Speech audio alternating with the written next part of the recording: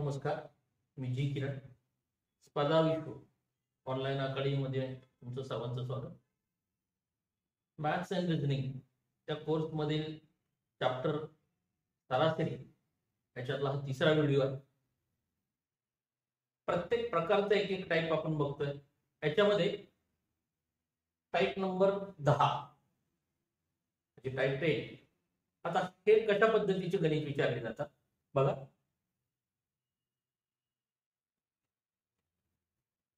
एका वर्गात 20 विद्यार्थी आहेत. त्यांची सरासरी उंची 105 सेंटीमीटर आहे. 120 सेंटीमीटर उंची असलेल्या आणखीन 10 विद्यार्थ्यांनी त्या वर्गात प्रवेश घेतला तर आता त्या वर्गातील विद्यार्थ्यांची सरासरी उंची किती आहे? Option number 1 100 centimetre, option number 2 110 centimetre, option number 3 120 centimetre आणि ऑप्शन नंबर 4 115 सेंटीमीटर. बघा कसं सोडवायचं. किती विद्यार्थी आहेत? 20 विद्यार्थी. 20 विद्यार्थी.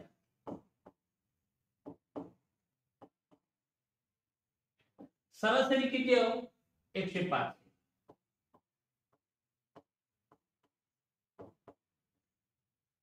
सरासरी किती आहे? 105. म्हणून एकूण उंची किती झाली?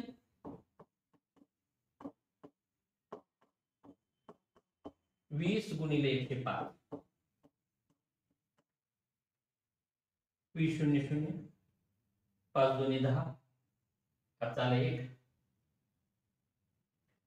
20 0 0 2 5 2 10 0 1 2 गुणिले 0 1 आणि 21. बरोबर. आता त्याच्यामध्ये काय 10 विद्यार्थ्यांनी प्रवेश घेतला. 10 विद्यार्थी.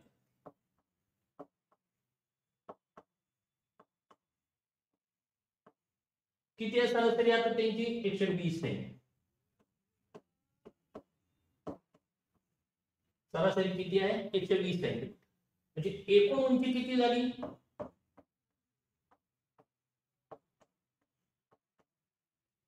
10 विद्यार्थ्यांची 10 गुणिले 120 बरोबर 1200. आता एक आहे की आपल्याला काय विचारलं की एकूण विद्यार्थ्यांची सरासरी उंची किती. म्हणून एकूण विद्यार्थ्यांची सरासरी उंची बरोबर एकूण विद्यार्थी सरासरी उंची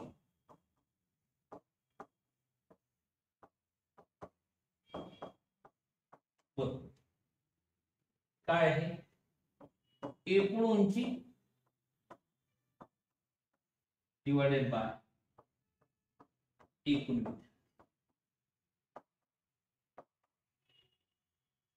एकूण उंची डिवाइडेड बाय एकूण विद्यार्थी. बरोबर.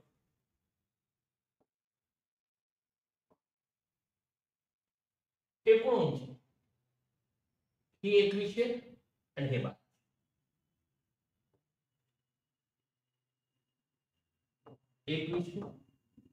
अधिक 12 डिवाइडेड बाय किती झालं? 20. म्हणजे हे किती झालं? 3300 डिवाइडेड बाय 30 म्हणजे किती झालं? 10.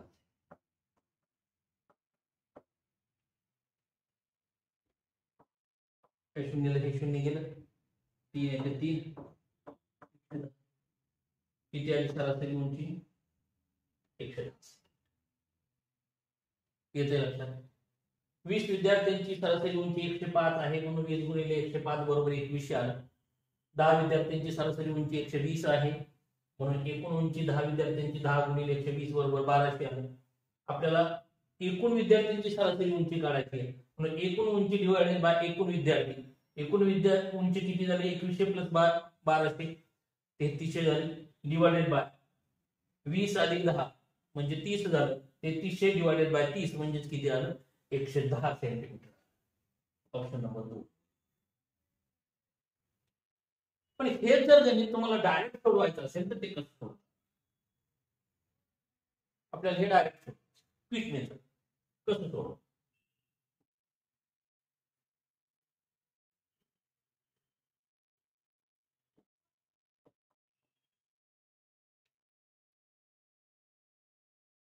आता आपल्याला एक गोष्ट माहिती आहे त्याच्यामध्ये,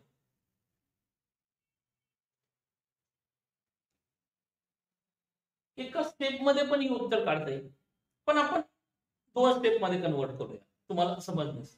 बघा की सरासरी उंची वाढली किती? वाढ, सरासरी वाढ,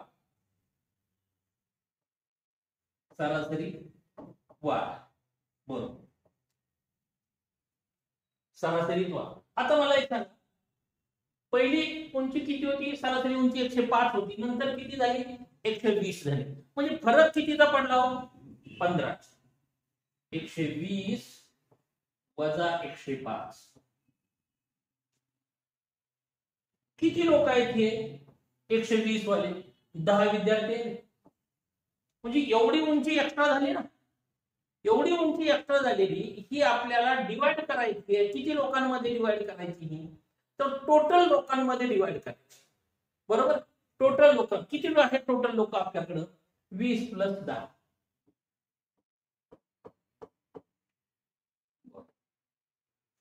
120 मध्ये 105 झालं, 15 15 गुणिले 10 म्हणजे 150 झालं. 150 डिवाइडेड बाय 30 म्हणजे किती आले? 5.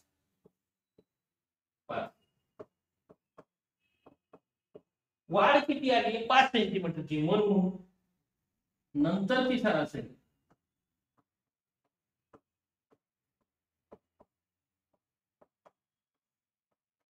105 पहिली होती, त्याच्यात वाढले 5 न, बरोबर झाली किती? 110.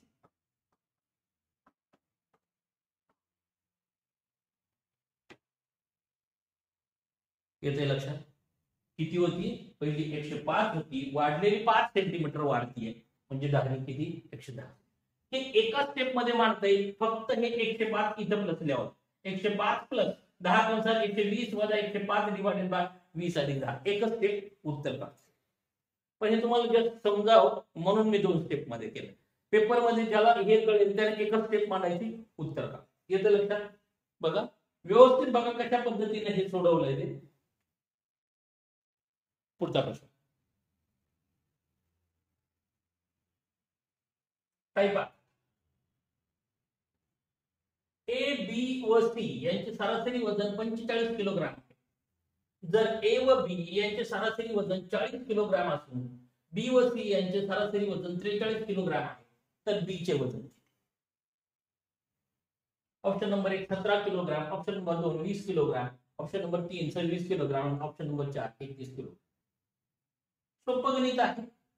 बघा ए प्लस बी प्लस सी, ए प्लस बी प्लस सी किती आहे सरासरी वजन?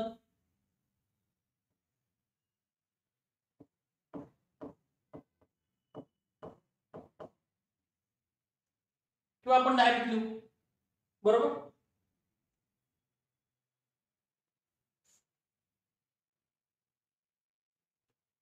ए प्लस बी प्लस सी हे एकूण किती आहे?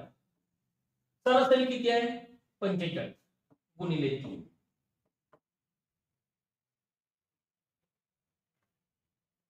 5 त्रिक 15, 5 हात चाला 1, 4 त्रिक 12 आणि 1 135.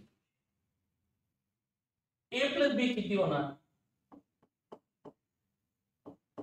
ए प्लस बी सरासरी वजन किती आहे? 40. किती जण आहेत? हे 2 जण आहेत, म्हणजे किती झालं हे? 80 kg. आता बी प्लस किती आहे? 43 किलो गुणिले 2 बरोबर किती झालं? 86 kg. बघा हे कसं आहे? ए बी आणि ही एकत्र जर घेतली तर 45 किलोग्राम. इथून एवढं इथून येईल.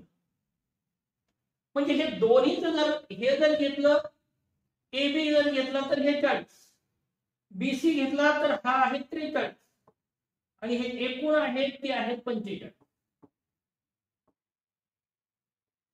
पण याच्यात बी हा डबल, जर या दोघांची बेरीज केली तर बी हा डबल येतो त्याच्यामध्ये. म्हणून बी बरोबर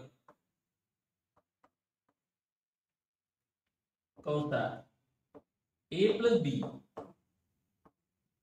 अधिक बी प्लस सी वजा A अधिक बी किती आलं बरोबर. A प्लस बी किती आहे 80 अधिक 86 वजा A plus B plus C किती आहे 135. 80 आणि 86 किती झालं 8 आणि 8 16 166 झालं. 166 वजा 135 म्हणजे किती आलं 6 मधून 5 गेलं 1 आणि 6 3 3. बी किती आला बी बरोबर 31. बी बरोबर किती आला 31 किलो. ऑप्शन नंबर 4 येतं लक्षात. अशा पद्धतीने हे गणित करावं लागेल. आपल्याला तिघांची सरासरी माहिती आहे, तिघांची बेरीज काढून घ्या. दोघांची सरासरी आहे, मग दोघांची बेरीज काढून घेतली, दोघांची बेरीज त्यातनं एकूण मायनस केलं तर आपल्याला बी म्हणून गेलं, का तर बी डबल होता. येतं लक्षात. बघा पुढचं गणित.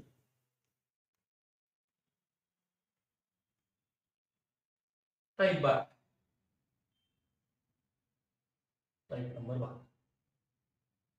बघा एका खेळाडूने त्याच्या 10व्या सामन्यात 100 धावा केल्या. त्याची 10 सामन्याची सरासरी धावसंख्या 9 सामन्याच्या सरासरी धावसंख्येपेक्षा 8ने वाढ, तर त्याची नवीन सरासरी धावसंख्या. Option number 1 20, option number 2 24, option number 3 28 आणि ऑप्शन नंबर 4 32. बघा सोपं गणित आहे, पद्धत पण सोपी आहे. कशा पद्धतीने सोडवा.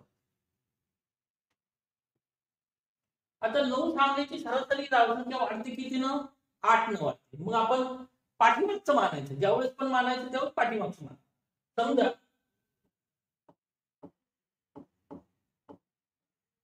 9 सामन्याची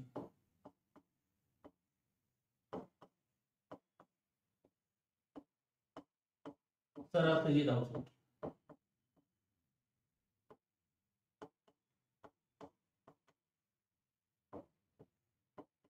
बरोबर आहे 9 सामन्याची सरासरी धावसंख्या बरोबर x असंच मानलं.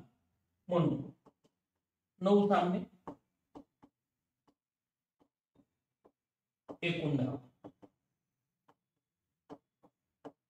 9 गुणिले x बरोबर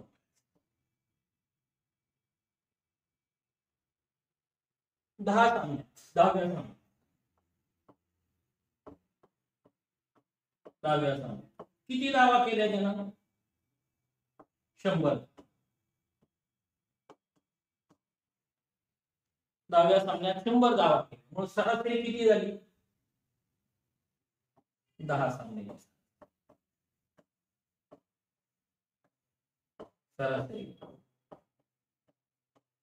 किती न वाढली म्हणतोय पूर्वीपेक्षा 8 न वाढली. किती झाली x अधिक 8. बरोबर टाका मग इक्वेशन टाका. 9 सामन्याची सरासरी 9 सामन्याच्या 10 होत्या 9x आणि 100 10व्या सामन्यामध्ये केले डिवायडेड बाय एकूण किती आहे सामने 10 इज इक्वल टू किती आली सरासरी x प्लस 8. बरोबर इक्वेशन तयार झालं. 10 पळवून घ्या तिकडे 9x अधिक 100 इज इक्वल टू x अधिक 8 किती आलं 9x अधिक 100 10 ने x ला गुणलं 10x अधिक 10 ने 8 ला गुणलं 80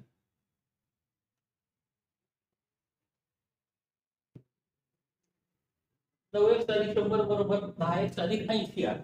म्हणून 9x हे 9x तिकडे पळवा, 80 इकडे आणा, 80 इकडे आणा, 100 वजा 80 इज इक्वल टू 10x वजा x इज इक्वल टू किती आलं? विचारलं काय? नवीन सरासरी लाव. म्हणून नवीन सरासरी 10 बरोबर. नवीन सरासरी धावसंख्या किती आहे आपली? x अधिक 8. 10 सामन्याची सरासरी किती आली? x अधिक 8. म्हणून x अधिक 8 बरोबर 20 अधिक 8 किती आलं उत्तर? 28.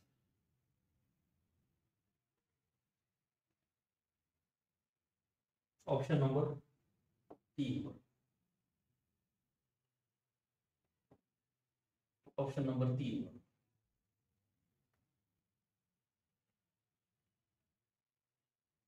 आता हे जर आपल्याला डायरेक्ट मेथडनं सोडवायचं असेल तर ते कसं सोडवतात? डायरेक्ट मेथड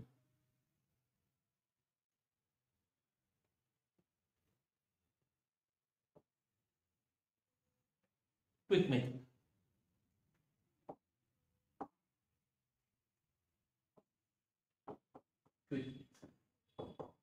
कारण साधी सोपी पद्धत, एक रांगोळी काढायची, त्या पद्धतीने सोडव. कसं सोडवतात? 10व्या सामन्यामध्ये किती धावा केल्या? 100. 9 सामने हे 10. सरासरी वाढली किती? 9 8. काढायचंय काय मला? तर 10व्या सामन्याची नवीन सरासरी काढायची आहे. म्हणून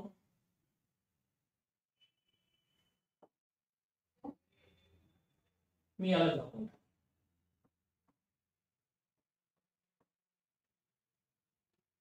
दाखवून टाकेल. नवीन सरासरी धावसंख्या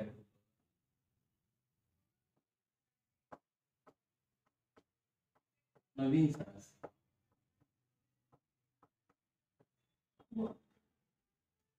बघा 100 वजा त्या दोघांचं फरक 9 8 बरोबर किती आहे? बस एवढंच गणित करायचं, दुसरं काही नाही करायचं. जे मला सांगितलंय ते मी झाकून टाकेल. 100 मध्ये या दोघांचा गुणाकार मायनस कर. मला जर 9व्या सामन्याची सरासरी विचारली असती तर 9 झाकलं असतं. 100 त्यातनं या दोघांचा गुणाकार मायनस केला. 10 गुणिले 80. 100 मधून 80 गेलं किती आलं? 20 आलं. हे बघ x इज इक्वल टू 20. अशा पद्धतीनं ते पेपर मध्ये हे नक्की नाही काढत बसायचे. बघ फक्त एवढंच गणित टाकायचं, एवढी स्टेप टाकायची, उत्तर टाकायचं. येते लक्षात? अशा पद्धतीनं आपल्याला हे गणित सोडवा. बघा पुढचं गणित.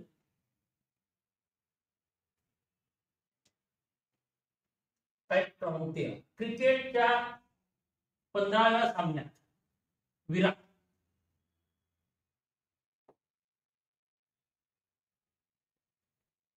शून्यावर बाद. त्याची नवीन सरासरी 14 सामन्यातील सरासरीपेक्षा 3 धावांनी कमी. तर 15 सामन्याची नवीन सरासरी धावसंख्या किती? सेम मागच्या पद्धतीनं काय? Option number 1 45, option number 2 42, option number 3 44 आणि ऑप्शन नंबर 4 48. सेम मागाची पद्धत, काही चेंज नाही.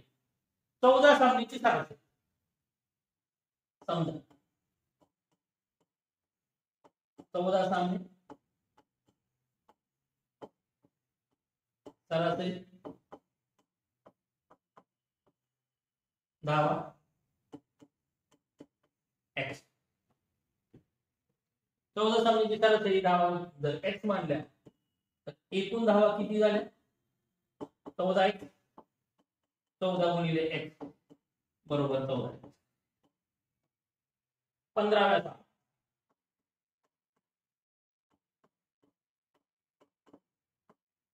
किती धावा केल्या विराटने? 0 धावा. 0 धावा. म्हणून नवीन सरासरी किती झाली?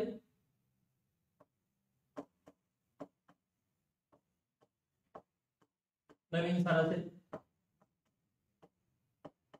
कितीनं कमी झाली? 3 धावानं कमी झाली. पहिली होती x, आता झाली x वजा 3. बरोबर. म्हणून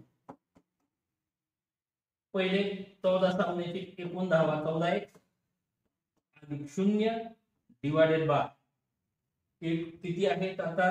15 सामने आहेत इज इक्वल टू x वजा 15 नाही तिकडं पडून 14x 0 आहे त्याची काय लिहायची गरज नाही. इज इक्वल टू x वजा 3 गुणिले 14x बरोबर 15x वजा 45.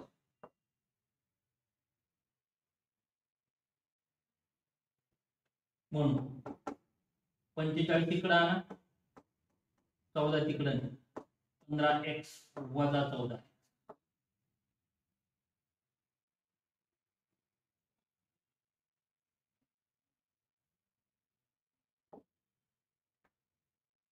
x बरोबर 14x 15x मधून 14x गेलं किती आला? x is equal to. म्हणून ठीक आहे. 14 सामन्याची सरासरी आपल्याला नवीन सरासरी काढायची. नवीन सरासरी किती आहे? x वजा 3. म्हणून नवीन सरासरी बरोबर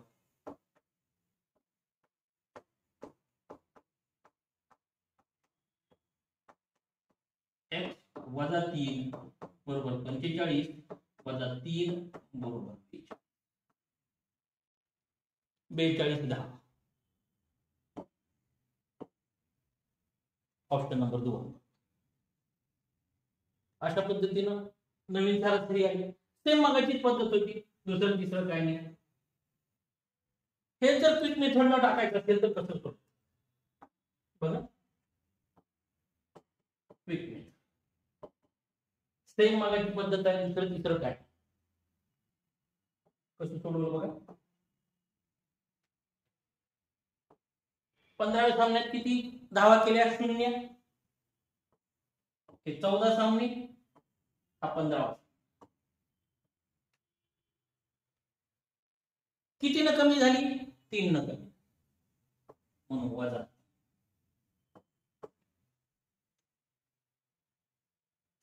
येते लक्षात?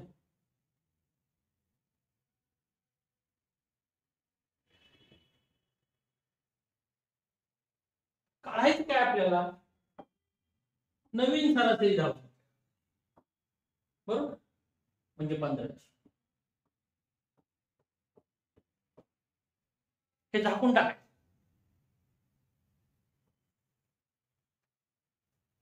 नवीन सरासरी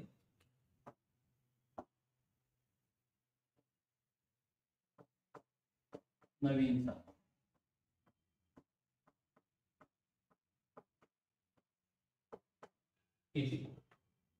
0 वजा बघा. हे झाकून टाकल्या दोघांचा गुणाकार करायचा. 14 चे 42, चिन्ह कसलं आलं? मायनस.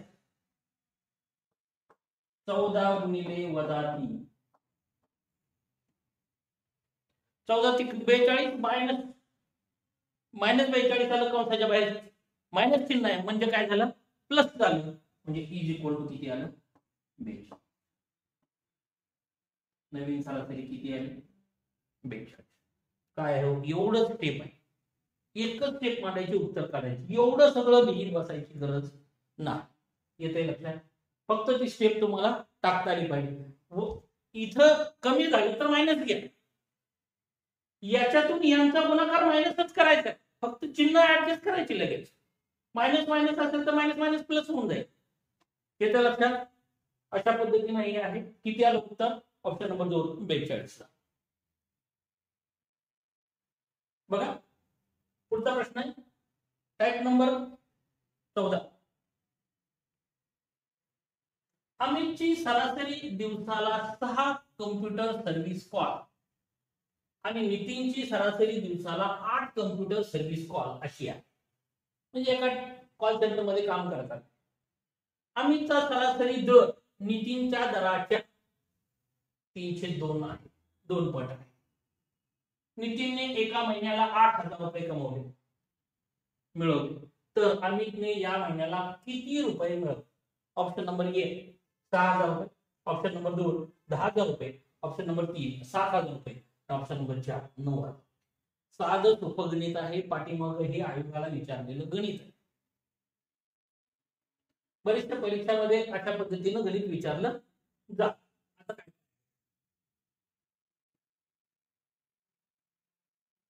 अमितचा दर नितीनच्या दराच्या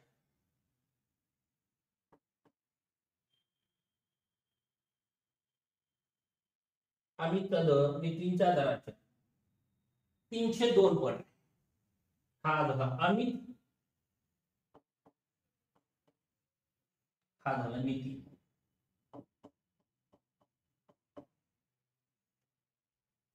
अमित आणि Nitin. Service call, computer service call.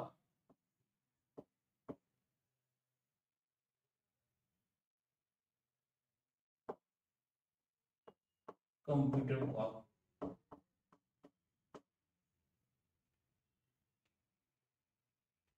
किती आहे? अमितचा 6 असेल तर याचा, अमितचा 6 असेल कॉल तर याला 8 कॉल असतात. दर दर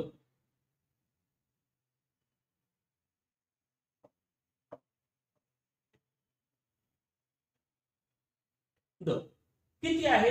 कुणाच्या? अमितचा सरासरी दर नितीनच्या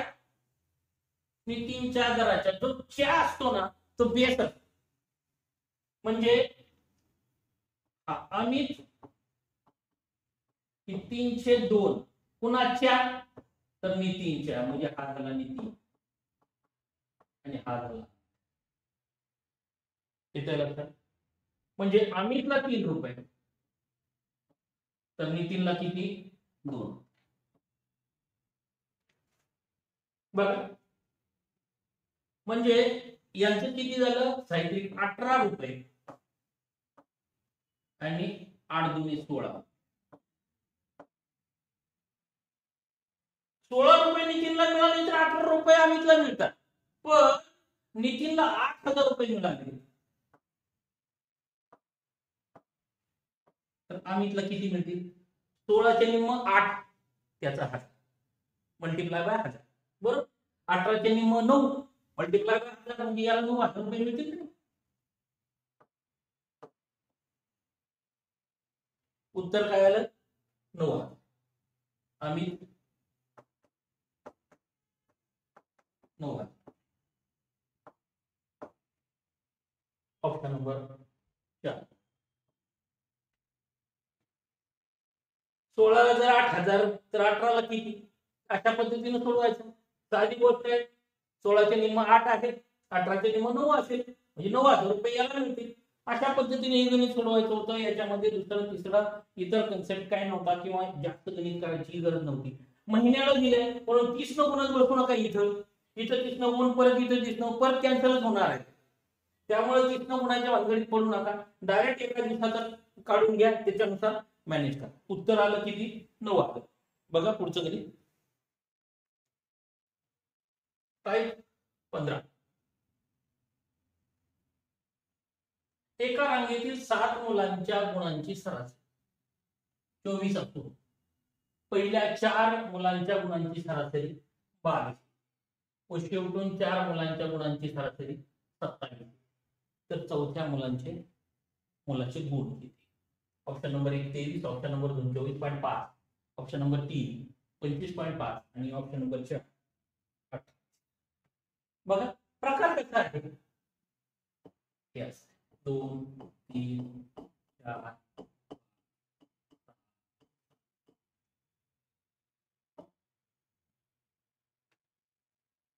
टोटल किती आहे? तर ही आहे 24 टोटल पहिल्या 4 चे किती आहे 22 आणि शेवटच्या 4 चे किती आहे तसं येते लक्षात अशा पद्धतीने आहे कसं सोडवायचं टाकून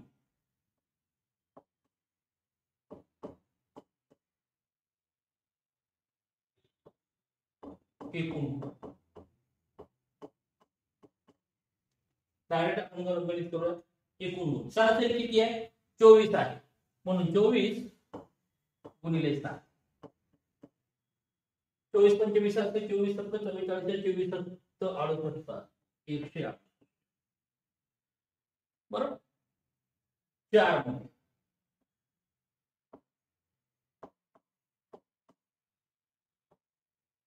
4 गुणे कुठली शेवट सुरुवातीची एकूण गुण किती झाले 22 गुणिले 4 बरोबर शेवटची 4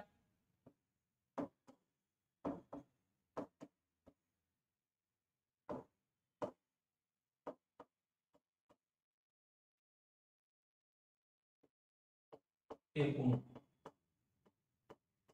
बरोबर 27 गुणिले 4 7 चौक 28 8 2 आणि 4 2 8 आणि 2 10 आता हे एकूण गुण प्लस हे याच्यात जर टोटलचे मायनस केले तर आपल्याला काय मिळेल हे चौथ्याचे गुण मिळेल बरोबर म्हणून चौथ्या मुलाचे गुण बरोबर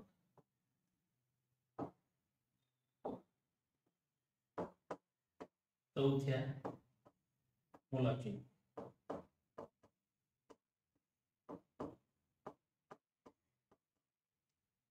चौथ्या मुलाचे गुण बरोबर किती 88 अधिक 108 वजा 108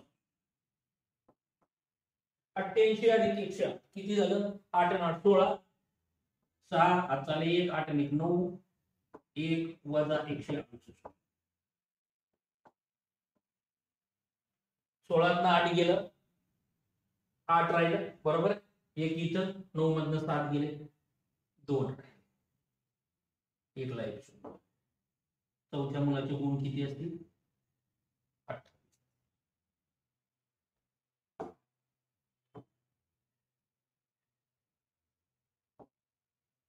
चौथ्या मुलाचे गुण किती 28 ऑप्शन नंबर 4 काय केलं आपण 7 मुलांचे एकूण गुण काढले पहिल्या सुरुवातीच्या 4 मुलांचे एकूण गुण काढले शेवटच्या 4 मुलांचे एकूण गुण काढले सुरुवातीच्या आणि शेवटच्या 4 मुलांचे एकूण गुणांची बेरीज केली त्यातनं एकूण 7 लोकांचे 7 मुलांचे गुण मायनस केले तर आपल्याला जो चौथा हा डबल मिळतो हा जो आपल्याला डबल मिळाला डबल काउंट केला गेला तो आपल्याला मिळतो हा चौथा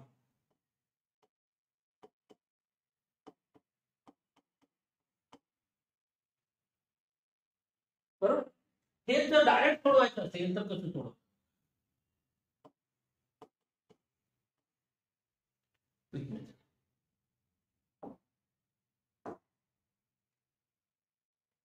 डायरेक्ट आपल्याला माहिती आहे काय काय 22 24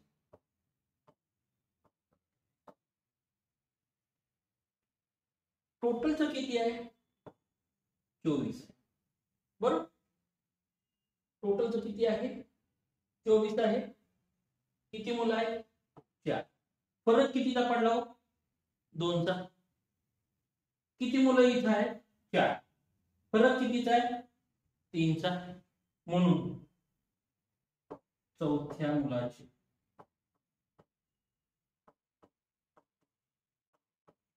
गुण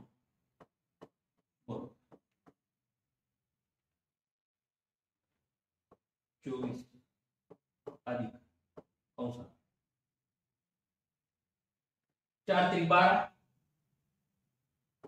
4 गुणिले 3 वजा 4 गुणिले 4 3 12 मधनं 8 गेलं, किती राहिलं? 4 राहिलं. 24 अधिक 4 म्हणजे किती झालं?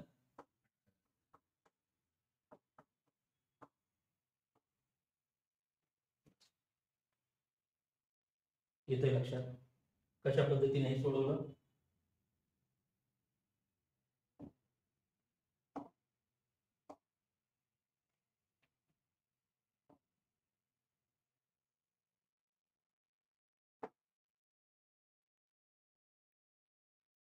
चोवीस प्लस या दोघांचा गुणाकार मायनस या दोघांचा गुणाकार, जे शिल्लक राहील ते त्याच्यामध्ये 24 मध्ये मिसळून टाका.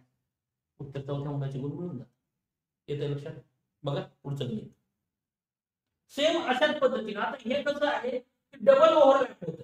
जर डबल ओव्हरलॅप होत नसेल तर कशा पद्धतीने सोडवावं लागतंय ते बघा. टाईप नंबर 16 एका संख्या मालेतील, आता इथं कसं आहे ओव्हरलॅप होत, एका संख्या मालेतील एकूण 11 संख्यांची सरासरी 24 असून पहिल्या 5 संख्यांची सरासरी 20 आहे, तर शेवटून 5 संख्यांची सरासरी 26 येते, तर त्या संख्यामधील सर्वात मधली संख्या कोणती? मधली संख्या काढायची. इकडे 5 जातील, इकडे 5 जातील, मधली सारखी संख्या आली. बघा कसं आहे. Option number 1 38, option number 2 34, option number 3 30 आणि ऑप्शन नंबर 4 24. 1 2 3 4 5 6 7 8 9 10. काय म्हणतोय? एकूण 11ची सरासरी किती आहे? ही जर 11ची सरासरी घेतली तर ती आहे 24. त्या 5ची घेतली तर ती किती आहे? पहिल्या 5ची सरासरी आहे 20 आणि ह्या शेवटच्या 5ची सरासरी किती आहे? 26. आता हा मधला काय? मगाशी कसं होतं? ओव्हरलॅप होतं. आता ओव्हरलॅप होते का? नाही. बघा कसं 11 संख्या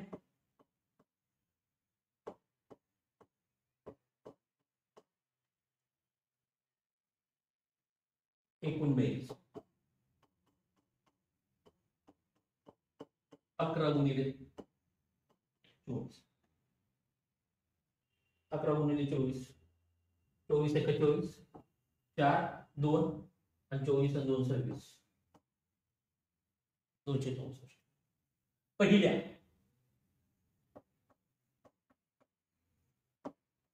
5 एकूण बेरीज 5 गुणिले 20 किती झाले? शेवटच्या 5 एकूण बेरीज 5 गुणिले 26, 26 पंचे 30, 120. म्हणून ही मधली संख्या, मधली संख्या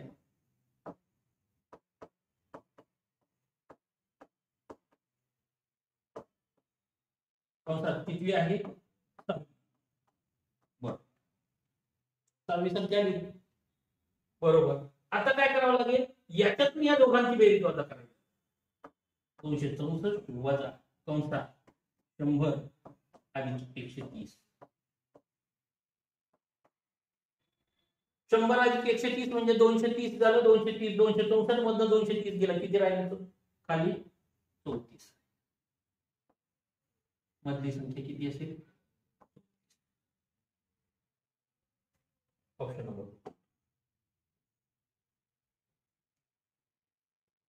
किती आलं उत्तर? Option number 2. काय केलं? बेरीज काढून घेतली. पहिल्या 5ची शेवटच्या 5ची, त्या दोघांची बेरीज, ते दोघांची बेरीज एकूण मधनं मायनस केली की आपल्याला मधल्याचं मिळून येईल. हे जर आपल्याला डायरेक्ट सोडवायचं असेल तर ते मागाच्या पद्धतीने कसं सोडवतो?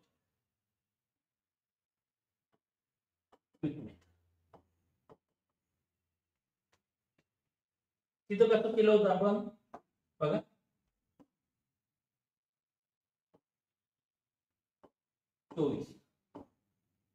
बरोबर. हे 20 आणि हे किती 26. हे किती आहेत 5. इकडे किती आहेत 5. बरोबर. फरक कितीचा आहे 24 मधनं 20 4चा. 24 आणि 26 फरक कितीचा आहे 2चा. बरोबर. म्हणून मधली संख्या बघ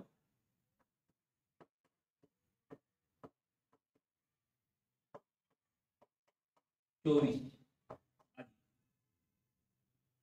या दोघांचा गुणाकार 5 × 20 5 × 10. 20 मधनं 10 गेलं किती राहिलं 10. 24 + 10 बरोबर किती आलं 34. 5 × 4 वजा 5 × 2. 20 मधनं 10 गेले 10 राहिले. 24 + 10 म्हणजे किती झालं 30. मधली संख्या बरोबर किती आहे येते लक्षात. एकच टिप मांडली, दुसरं तिसरं काही केलं नाही. एवढं गणित करत बसायची गरज नाही. त्याच्यामुळं एक आहे की तुम्हाला या गोष्टी कळायला पाहिजे. हे जे मी मेथड वापरतो, जी अप्रोच आहे क्विक अप्रोच, हा तुम्हाला समजला पाहिजे. हे येणं तर गरजेचं आहेच आहे, त्याच्याबरोबर हे आलं पाहिजे. हे आल्याशिवाय हे येत नाही हे पण लक्षात ठेवा. डायरेक्ट क्विक मेथड यूज करायचा प्रयत्न करू नका, कारण क्विक मेथड हे बेस नसताना वापरणं ही खूप घातक राहते. कारण प्लस कुठे घ्यायचं मायनस कुठे घ्यायचं हे त्याला काहीच कळत नाही. आणि कसं आहे की सरांनाच कळतंय म्हणून आपण डायरेक्ट मांडावं. सरांनी त्यासाठी बरंच हे अभ्यास केलेला असतो म्हणून त्याला हे इकडचं येतं. आपल्याला ह्या दोन्हीचा अभ्यास करायचा आहे. कुठल्याही पेपरमध्ये जर तुम्हाला मॅथ्स आणि रिझनिंगचा अभ्यास करायचा असेल तर तुम्हाला दोन्हीही मेथडचा अभ्यास करावा. त्याचा अभ्यास केला तर हे तुम्हाला नंतर येणारच आणि समजणार. जोपर्यंत ह्याचा कन्सेप्ट समजत नाही तोपर्यंत क्विक अप्रोचच्या कडे जाऊ नका. म्हणजे क्विक अप्रोच यूज करायला तुम्हाला ते जमलं पाहिजे का, तर तुमचा पहिला बेस परफेक्ट पाहिजे. हा, जे फॉर्म्युला आहेत त्यात व्हॅल्यू टाकून उत्तर काढू शकता, पण ह्याच्यात हा फॉर्म्युला नाही, ह्याच्यात कन्सेप्ट आहे. आणि या पद्धतीने ज्या दिवशी तुम्ही असं गणित करायला शिकाल त्या दिवशी तुम्ही सगळ्या परीक्षा पास, प्रत्येक परीक्षा तुम्ही पास होऊ शकाल. त्याच्यामुळं तुम्हाला अभ्यास करायचा असेल तर जे काही व्हिडिओ तुम्ही पाहताय सध्या याचं प्रत्येकाचं डिटेल एक्सप्लेनेशन दिलंय. ते जनरल मेथड ते पण बघा आणि क्विक मेथड ते पण बघा. दोन्ही मेथड बघा कशा पद्धतीने हे सोडवून दिलंय हे बघा आणि त्याचा नीट अभ्यास करा, प्रॅक्टिस करा त्याच्यावरती. कारण प्रत्येक टाईपचे एक क्वेश्चन बॅचच्या व्हिडिओ मध्ये घेतलं जातं. याच्यामध्ये तुम्हाला जास्तीत जास्त व्हिडिओ पाहिजे असतील इतर क्वेश्चन पेपरचे याचे त्याचे तर या युट्यूब चॅनलवरती टाकली जातात. जी किरण मॅथ्स या युट्यूब चॅनलवरती बरेचसे क्वेश्चन टाकले जातात. हे पेपर मधले बरेच व्हिडिओ टाकले जातात. टेलिग्राम चॅनल आहे याच्यावरही क्विजच्या स्वरूपामध्ये टाकले जातात. जर काही अडचण असेल तर अकॅडमीचा नंबर तुम्हाला दिला, स्पर्धा विश्व अकॅडमी याचा नंबर आहे, संपर्क नंबर. जर बॅच लावायची असेल कोणाला तर हे नंबर आहे, त्यांनी कॉन्टॅक्ट करू शकता. त्या याच्यामध्ये आपल्याला general method plus quick method दोन्हीही मेथड आपल्याला डिटेल स्वरूपामध्ये शिकायला मिळते. याच्यातनं एकच हेतू आहे की तुम्हाला मॅथ्स हे पूर्ण आलं पाहिजे, तुम्हाला प्रत्येक कन्सेप्ट मधला. येतं लक्षात. पुढचा व्हिडिओ, पुढचे प्रश्न पुढच्या व्हिडिओ.